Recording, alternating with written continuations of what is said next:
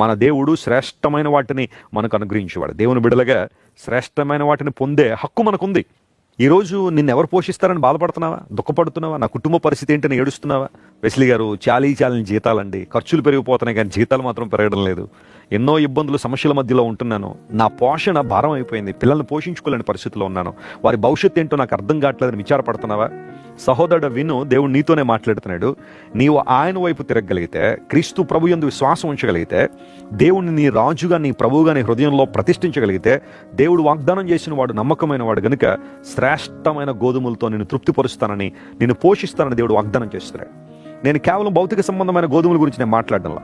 దేవుడు శ్రేష్టమైన దీవెనలు, శ్రేష్టమైన పోషణ, నీకు కావలసిన శారీరక, మానసిక, ఆధ్యాత్మిక పోషణను ప్రభువు నీకు ఇస్తాడు.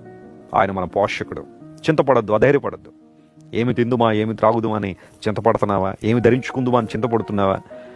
మత్తయి సువార్త 6వ అధ్యాయం అంతా జాగ్రత్తగా చదవండి. యేసు ప్రభు క్లియర్గా చెప్పారు, మీరు దేని గురించి చింతపడద్దు, దేవుని రాజ్యాన్ని, ఆ నీతిని మొదట వెతకండి, అప్పుడు అవన్నీ మీకు అనుగ్రహించబడతాయని.